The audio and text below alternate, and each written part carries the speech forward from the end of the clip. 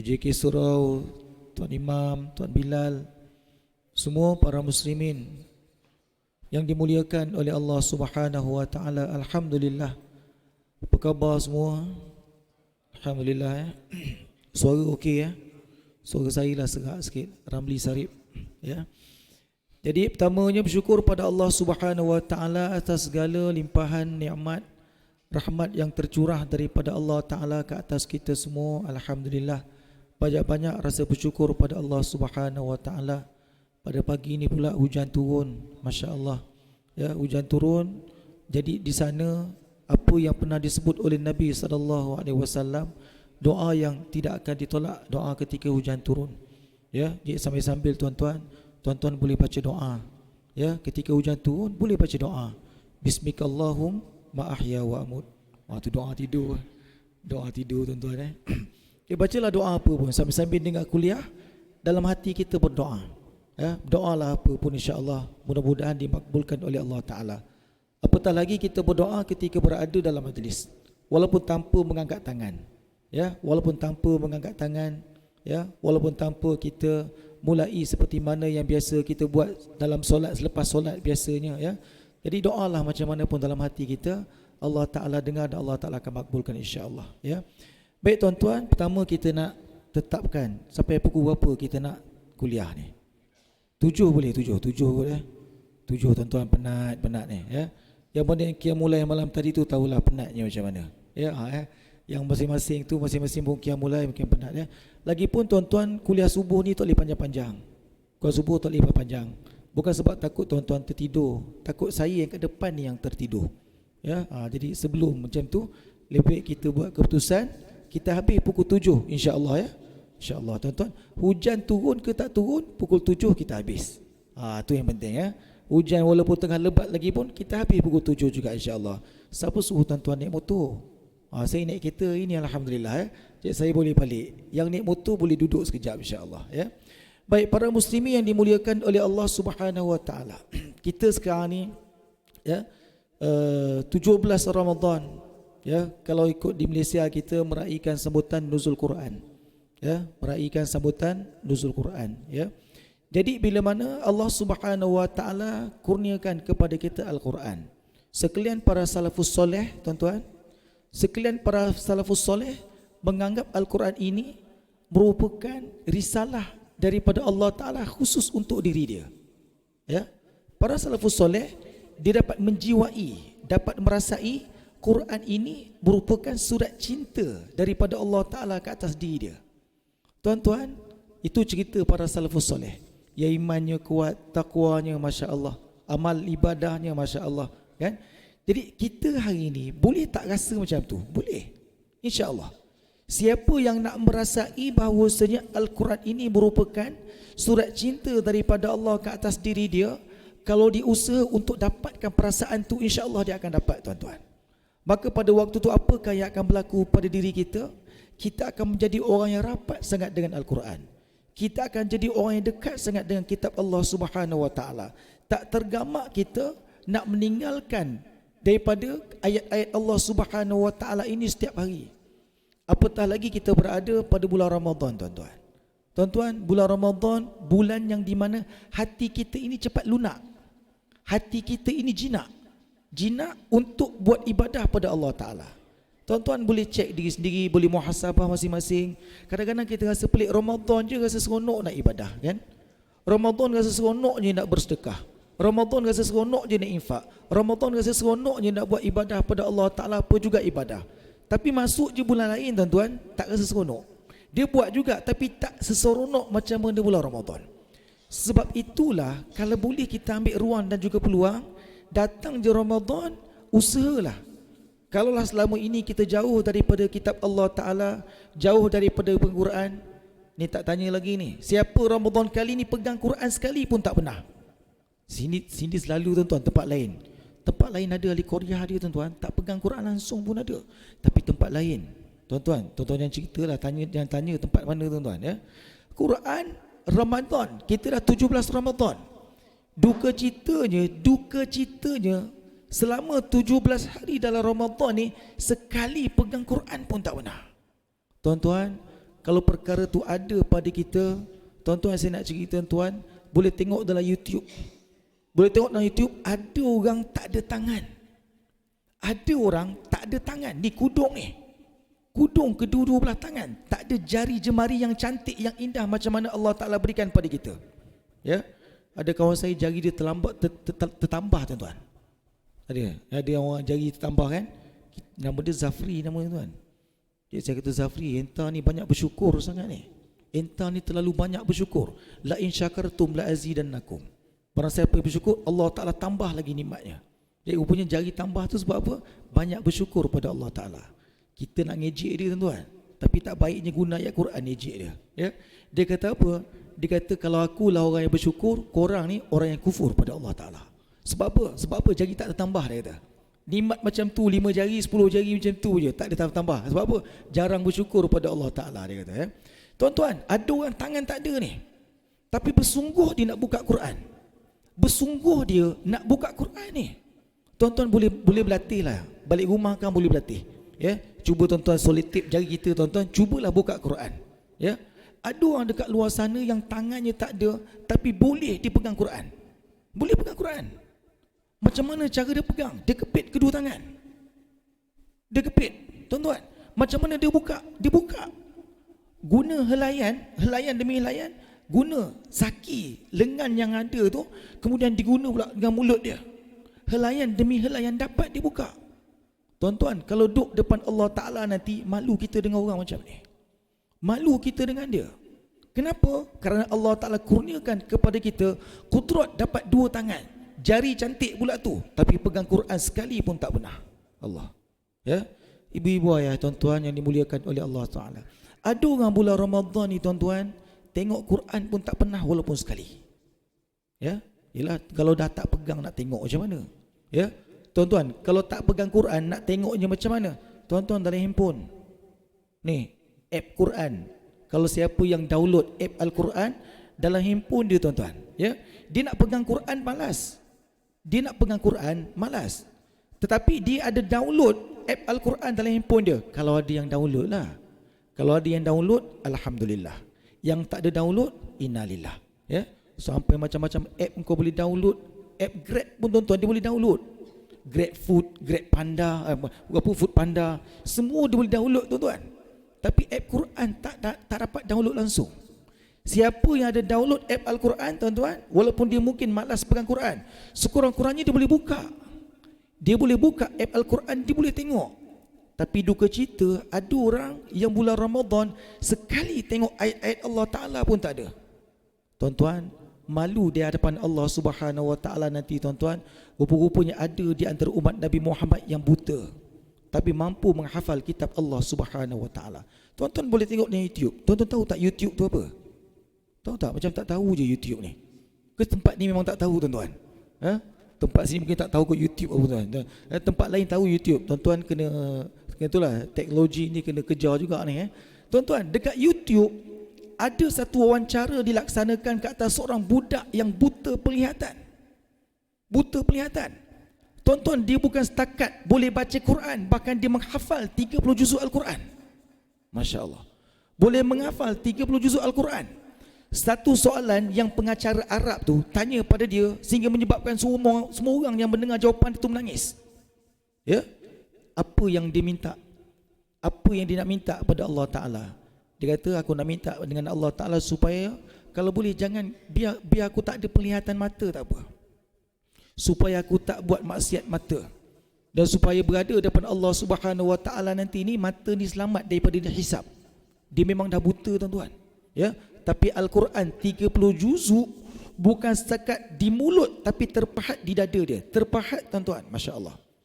Ada orang yang baca Quran pun tak pernah. Sedangkan ada orang di luar sana buta penglihatan, bukan setakat boleh baca Quran, tapi boleh hafal Quran 30 juzuk. Tuan-tuan, salah seorangnya tu guru saya, Syekh Fatih rahimahullah ta'ala.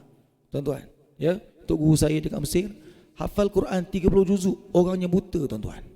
Orangnya buta penglihatan, hafal Quran 30 juzuk, bukan setakat Quran dia hafal, kitab-kitab pun dia hafal juga.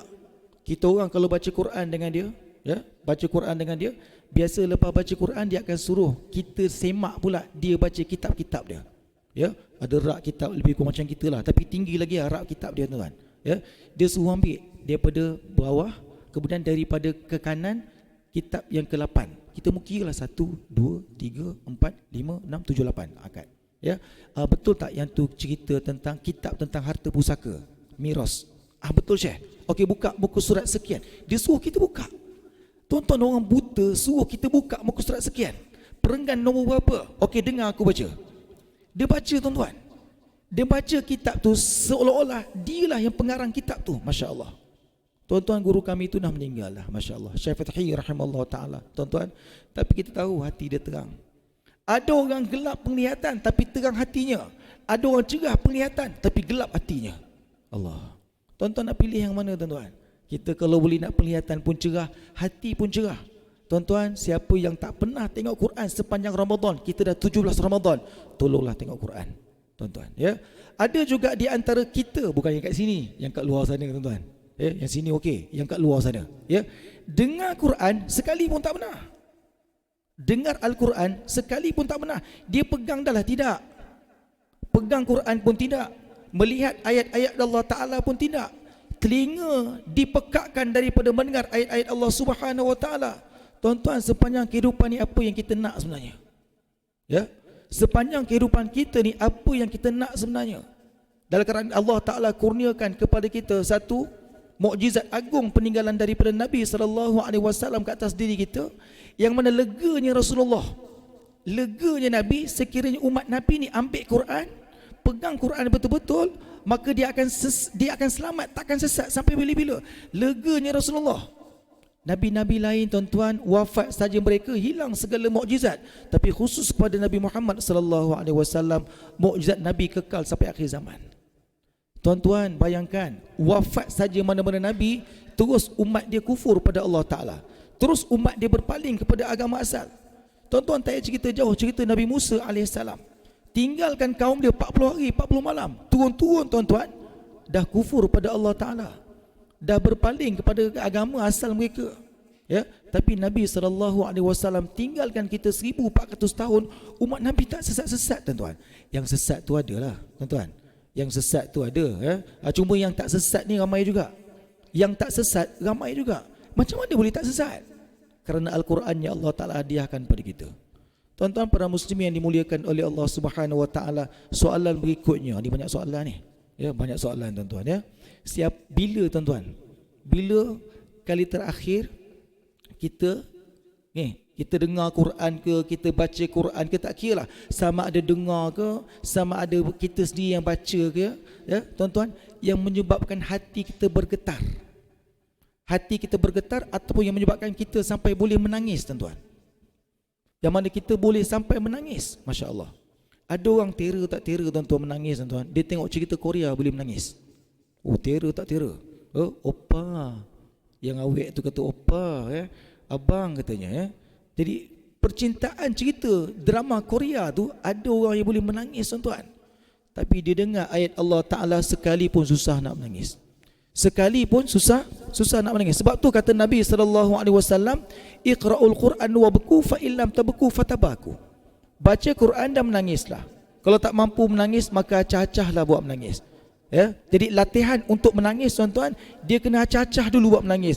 Datangkan sebab tu dulu, datangkan esakan tu dulu. Lama kelamaan insya-Allah hati tu akan lunak, tak pasal-pasal air mata bercucuran tuan-tuan. Saya baru balik umrah, ya, esok hari ni genap 16 minggu tuan-tuan, baru balik. Ya, ni baru boleh berjalan sebenarnya ni. Balik-balik tuan-tuan salah angkat beg 30 kilo daripada Grab car tu. Kita turun beg daripada dekat bonet sampai ke bawah, entah terpeliot macam mana tak tahu saya. Tiba tangkap tulang belakang tuan-tuan, masya-Allah, terus buat rawatan. Semalam baru selesai buat rawatan.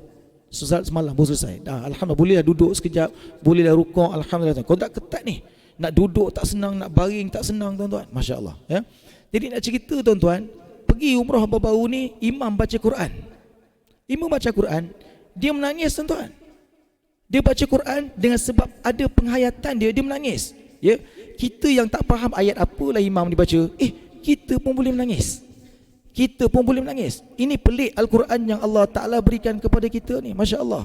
Tapi ada orang yang kat luar sana sepanjang kehidupan dia, sekali menangis dengan Quran pun tak pernah. Tuan-tuan, kalau tak pernah, sepanjang kehidupan kita ni ambillah ruang tuan-tuan, berlatih untuk dengar Quran sampai menangis. Mungkin kita nak baca Quran sampai menangis, mungkin tak mampu sampai peringkat tu tuan-tuan. Ya, kita carilah suara qari-qari yang sedap-sedap. Tuan-tuan, dekat YouTube pun boleh cari juga. Ya, carilah mana ayat-ayat yang boleh menyebabkan tersentuh hati kita. Bila mana kita dengar dengan hati, bukan setakat dengar dengan telinga. Ada orang dengar hanya setakat dengan telinga je, tak. Kita nak bagi dengar sampai ke hati. Bila dengar dengan hati, insya-Allah mudah-mudahan menitik air mata kita, insya-Allah. Ya, para muslimin yang dimuliakan oleh Allah Subhanahu wa taala, sebab itulah kata Nabi sallallahu alaihi wasallam, la hasada illa fitnatain. Ya, tak boleh hasad dengki kata Nabi sallallahu alaihi wasallam kecuali pada dua perkara. Ya, siapa yang tak dengki pada dua perkara ni, iman dia ada masalah. Jadi boleh cek iman masing-masing. Siapa yang tak dengki pada dua perkara ni, iman dia ada masalah. Yang pertamanya apa kata Nabi? Rajulun atahullahu malan.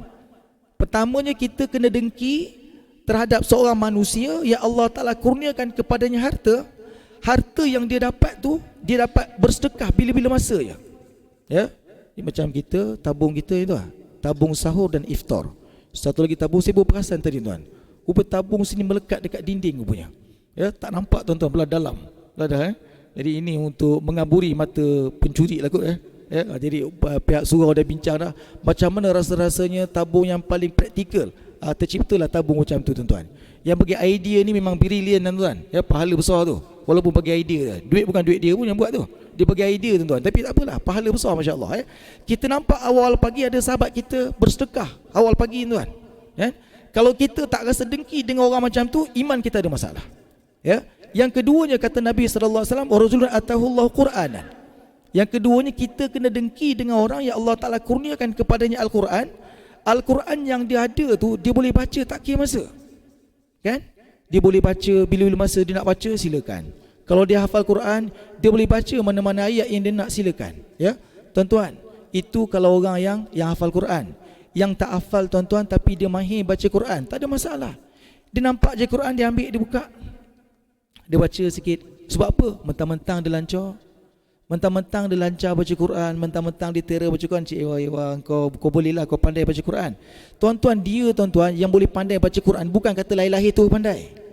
Tuan-tuan, dia ni yang boleh pandai baca Quran, tera baca Quran, bukan kata lahir-lahir tu terus pandai baca Quran, tak. Tuan-tuan, mak ayah dia mungkin ajar. Dia boleh lah, mak ayah dia ajar. Saya mak ayah saya tak dapat ajar. Tuan-tuan, mak ayah tak dapat ajar, sampai satu peringkat Allah Ta'ala kurniakan akal yang waras pada kita. Takkan kita tak boleh cari, tuan-tuan, guru untuk belajar. Tuan-tuan, Quran hari ini terlalu mudah kalau nak dibandingkan macam Quran zaman dulu. Tuan-tuan, Quran hari ini siap berkala lagi. Siap berkala lagi tuan-tuan, nak ajar kita ni hukumnya hukum ikhfa, ini hukumnya iklab. Ya, bukan setakat bertanda berkala tuan-tuan. Hari ini Quran yang tolong bacakan untuk kita, bukan kita baca Quran. Pen ajaib, tuan-tuan perasan kan? Ada Quran pen ajaib, dia haram tak baca pun, pen tu yang baca kan. Oh, belilah harganya berapa ratus, 300 ke 400 mula-mula keluar tuan-tuan ya. Dapat percuma pen ajaib. Boleh pilih berapa orang kori kat situ, masya-Allah. Macam mana cara gunanya? Tunjuk sahaja pada ayat yang dia nak tengok. Tunjuk tuan-tuan, maka pen tu akan mengeluarkan suara. Suara pen, bukan suara dia, dia bersembang. Dia tunjuk. Tuan-tuan, canggih hari ni. Teknologi canggih demi canggih tuan-tuan. Untuk apa? Untuk mudahkan kita baca Quran. Tapi hari ni ramai orang tak baca Quran juga, masya-Allah. Tuan-tuan bayangkan kalau tengok rancangan Hafiz cilik, Hafiz kecil tuan-tuan, dekat Indonesia. Ya, pengacara dia masa tu Ustaz Yusof Mansur. Ya, tuan-tuan, ada seorang budak naik wheelchair. Ya, budak cacat, tangan tak macam mana, tak boleh berjalan lah budak tu. Ya, bercakap pun tak apa orang kata, tak petah bercakapnya tu, pelat tuan-tuan ya. Tolak, ya, mak dia tolak. Ustaz Yusof Mansur tu tanya pada mak tu, macam mana anak ni boleh hafal Quran 30 juzuk OKU tuan-tuan. Kata mak ni, saya ni hari-hari pasang CD Quran dekat rumah. Tuan-tuan, maknya hari-hari pasang CD Al-Quran dekat rumah dia. Ya, sebab apa? Seronok dengan Quran. Seronok dengan Quran. Bila mana pasang CD Quran, anak dia yang OKU tu pun dengar juga. Sampai satu hari kata mak tu, tengok-tengok mulut anak ni ikut macam mana qari tu baca. Ya, Mulut anak ni ikut bacaan qari tu baca. Mak ni cuba dengar. Rupanya anak tu dah hafal Quran. Anak dia OKU tu dah hafal Quran tuan-tuan. Masya Allah. Maknya yang pasang tu tak hafal lagi. Yang pasang tu mak dia, tapi yang ngapal tu anak dia. Apa kata Ustaz Yusof Mansur? Kata dia, Tara tak suruh budak tu hafal. Budak tu hafal tanpa sengaja. Apatah lagi kalau sengaja menghafal. Bayangkan. Budak OKU terhafal Al-Quran tanpa sengaja. Apatah lagi kalau dia sengaja menghafal. Satu soalan yang Ustaz Yusof Mansur tanya pada dia tuan-tuan, yang menyebabkan kita rasa malu dengan Allah Ta'ala. Apa tanya Ustaz Yusof Mansur? Apa cita-cita kamu? Dia tanya apa cita-cita kamu? Apa jawab budak tu tuan-tuan? Saya kalau boleh nak jadi imam dekat Masjidil Haram. Masya Allah. Tuan-tuan, 30 juzuk dah terpahat. Bukan kata ada dalam dada, dah terpahat dalam dada tuan-tuan. Ya, Ustaz Yusof Mansur tu tanya, engkau cita-cita nak jadi apa? Nak jadi imam dekat Masjidil Haram. Walhal dia tahu dia OKU tuan-tuan.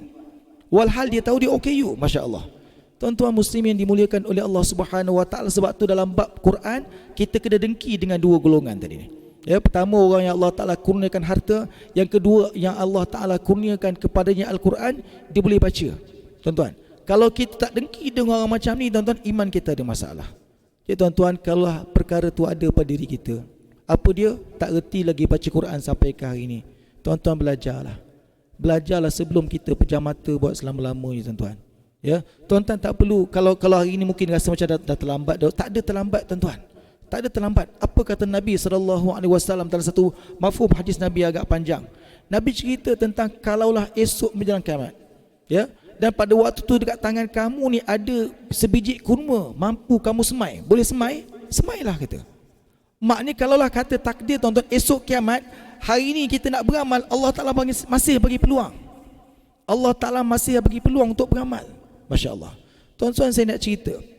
Saya pernah cerita rasanya, ya, tuan-tuan, ya. Seorang penari ni dekat mana ni? Penari dekat Istana Budaya. Alamak, dah pukul 7 last tuan-tuan. Ya, seorang penari dekat Istana Budaya. Tuan-tuan, orangnya lembut sangat, Masya Allah. Lembut sangat tuan-tuan, ya. Lembut sangat, ya. Menari tuan-tuan pusing dunia ni. Internationalnya peringkat ni. Tuan-tuan. Tuan-tuan, dia tuan-tuan asal tak reti langsung baca Quran. Dengar perkhabaran maknya meninggal, balik ke rumah, balik ke kampung, ya, buka buku Yasin. Buka buku Yasin, nangis.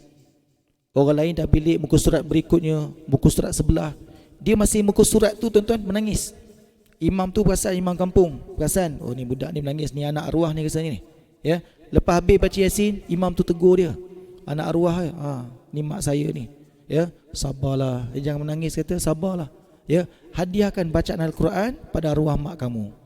Dia kata, saya menangis ni bukan sebab mak meninggal. Saya menangis sebab yang depan saya ni, apa pun saya nak baca saya tak tahu. Rupanya dia menangis bukan sebab maknya meninggal. Punya keras hati tuan-tuan. Tapi lembutnya hati tuan-tuan, yang dia buka tu, dia tak tahu aku nak baca macam mana ni. Orang lain baca Yasin lancar je, dia tak tahu nak baca. Menangis sebab tu, bukan sebab maknya meninggal. Sebab sebelum maknya meninggal dunia tuan-tuan, dia dah terlebih dahulu meninggalkan mak dia. Sibuk sangat dengan bekerja, sibuk sangat dengan menari tuan-tuan, tinggalkan maknya. Setakat mak meninggal, apa masalah? Tapi hati tu tersentuh bila mana buka buku Yasin, tak tahu apa yang ditulis tu. Kata imam tu, doalah pada Allah Ta'ala, biar Allah Ta'ala mudahkan awak baca Yasin. Tuan-tuan, maka kita teringat firman Allah Subhanahu Wa Ta'ala, walaqad yassarnal Qur'ana lidzikri fahal min muddakir. Allah Ta'ala akan memudahkan Al-Quran ini bagi siapa yang nak.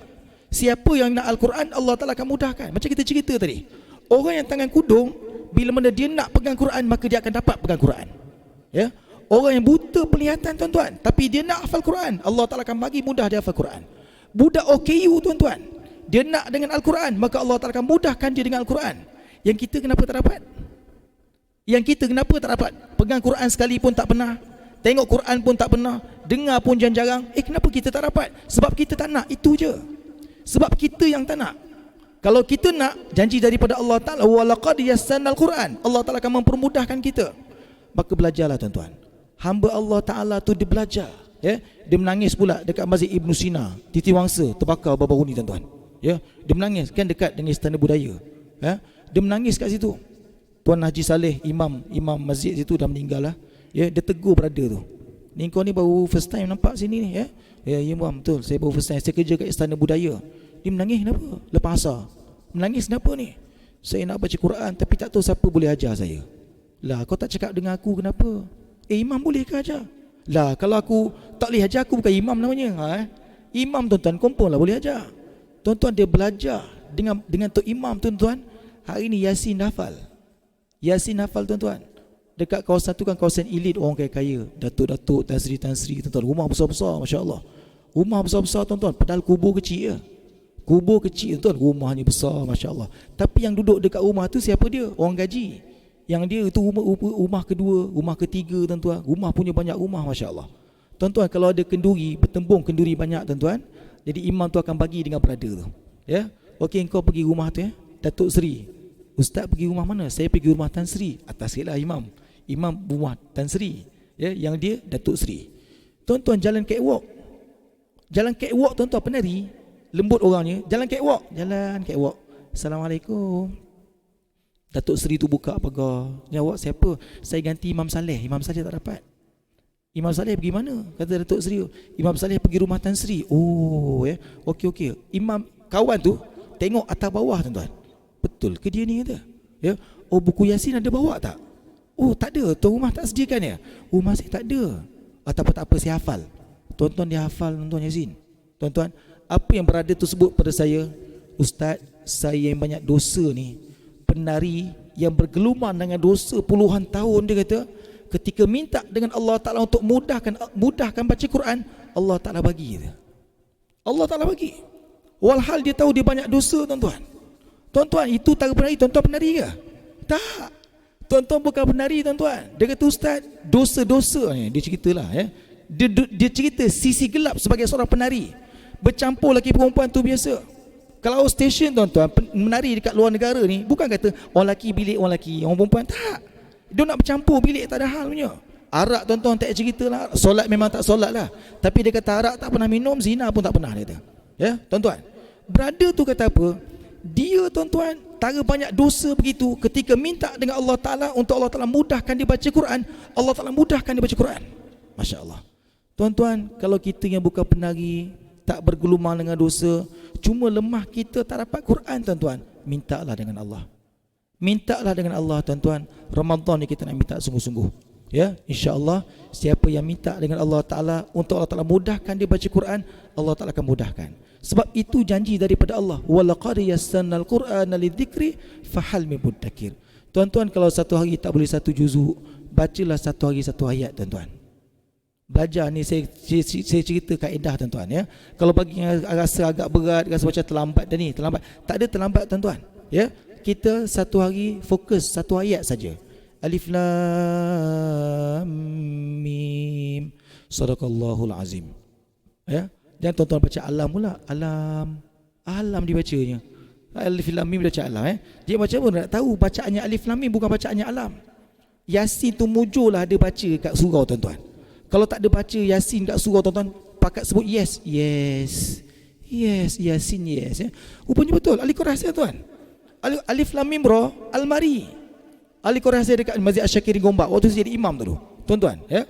Pakcik tu punyalah tak nak belajar, tak nak tadarus, join tadarus sama-sama tuan-tuan. Dia baca seseorang dia, sekali time kita dengar dia baca Almari, Alif Lam Mim Ra.